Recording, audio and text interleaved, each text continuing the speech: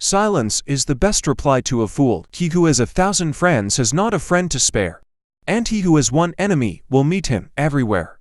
Your remedy is within you, but you do not sense it.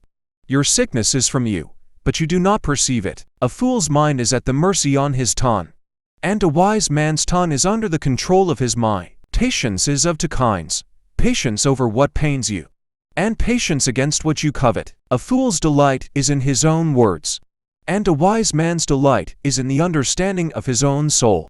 Knowledge enlivens the soul. The strongest amongst you is the one who controls his anger. He who has a true friend has no need for a mirror. Do not be a slave to others when Allah has created you free. Live amongst people in such a manner that if you die, they weep over you, and if you are alive, they crave for your company. A fool's heart is at the mercy of his deeds, but a wise man's heart is master of them. Your words are a reflection of your thoughts, and your actions are a reflection of your character. The most complete gift of God is a life based on knowledge. Your remedy for difficulties is to contemplate on their causes. A moment of patience in a moment of anger saves you 100 moments of regret. True wealth is not in possessions, but in contentment. He who has a good friend doesn't need any mirror. The worth of a man lies in his knowledge, his wisdom, and his ability to make the right decisions. Do not be a slave to your desires, rather, be their master.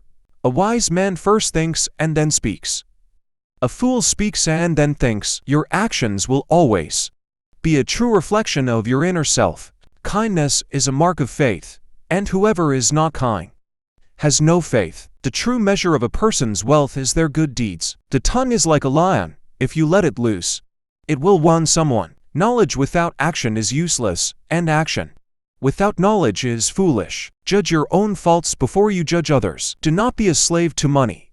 Instead, make it a servant for a better life. The remedy for ignorance is seeking knowledge. Do not be a prisoner to the past. Learn from it and move forward.